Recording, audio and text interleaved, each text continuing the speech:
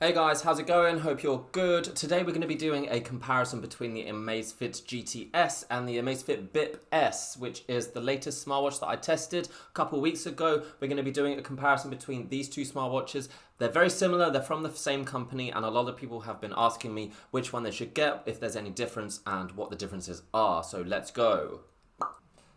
So the AMAZFIT BIP, as you can see here, is the successor to the very successful AMAZFIT BIP. It's kind of a minor upgrade from that watch, but it does feature some pretty advanced tracking features. It features internal GPS, a heart rate monitor, and an accelerometer, so it can track lots of different fitness metrics. It also features a super long battery life, 40 days. It features a transflective display, which displays great in direct sunlight, great for outdoor, and it features a very small, thin, easy to wear body. The Amazfit GTS is almost identical in terms of the design and the style. It also features a square display, a single button here to activate the screen. From a distance, you could say that they look pretty similar. However, the Amazfit GTS is more premium in its design. It features a more premium body, more premium materials. It also features an AMOLED display, which is super high resolution, very colorful, very bright, very vibrant, and a lot more responsive than the BIP S.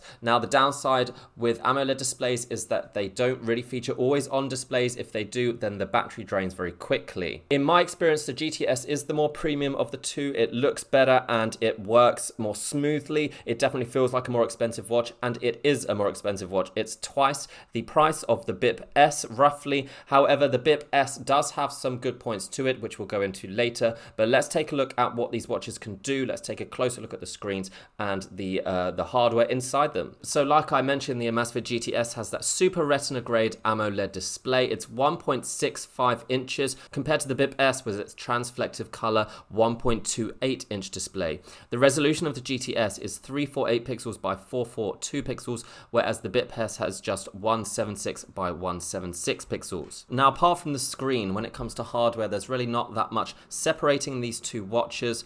The GTS is slightly thinner at 9.4 millimeters thick compared to 11.4 millimeters for the BIP S. They're both waterproof up to 50 meters, so you can wear both watches while swimming. For sensors, the GTS and the BIP S are nearly identical. Both feature a accelerometer. However, the GTS has a slightly better 6-axis accelerometer compared to a 3-axis for the BIP S. They both feature an upgraded heart rate monitor, which in my experience for both watches is pretty accurate. In fact, I took readings using both watches at the same time, and they came with exactly the same reading. They both also feature GPS and GLONASS for tracking your workouts. So this internal GPS works without having to connect to your smartphone. It allows for much more accurate tracking of outdoor workouts, of workouts when you're moving and you want to track distance and speed. The only other difference is that the GTS features an air pressure sensor, whereas the BIP S does not. For general usage, I find the GTS to be the smoother experience. I mean, you can see here with the screen, does basically act like a smartphone screen. I mean, it's not really much difference from my smartphone in terms of responsiveness, brightness, clarity.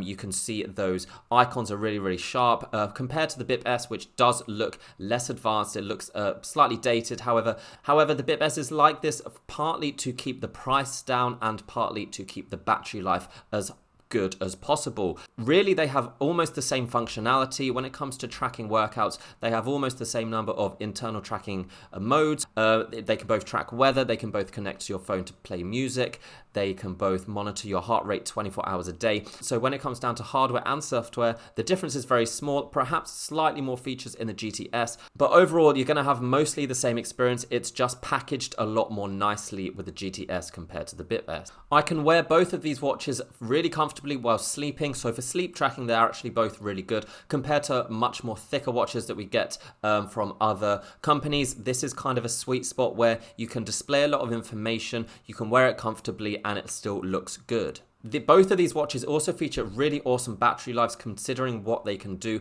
Now, the BIP S does blow it out of the water really here by having up to 40 days on a single charge. Obviously, if you activate the GPS or use some more advanced features like the continuous heart rate monitoring, that will go down, but you can pretty much last a whole month on a single charge. The GTS isn't quite as good. You can last around about 2 weeks of average use, but still that is pretty amazing for a watch that has a really bright, clear AMOLED display. So guys, I guess that's it. That's my comparison of the GTS and the BIP S. Which one should you buy? To be honest guys, it's gonna depend on your budget. They both basically do the same thing when it comes to tracking, when it comes to software. There are slightly more features in the GTS, I will admit, some slightly more tracking modes, and obviously the screen is a lot brighter, clearer, and more advanced. But if you are just looking for a fitness tracker for purely tracking those metrics and you can mostly use your phone to look at that data, then the BIP S is basically going to track and monitor exactly the same thing and give you the same results. So yeah, that's it guys. If you have any questions about this video, please let me know. I will get back to you. But that is my GTS versus BIP S comparison. You can see a written comparison in the link below on my website if you want to read more about the specs of these watches. But that's it. So until next time, I hope you enjoyed that. I'll see you around. Bye.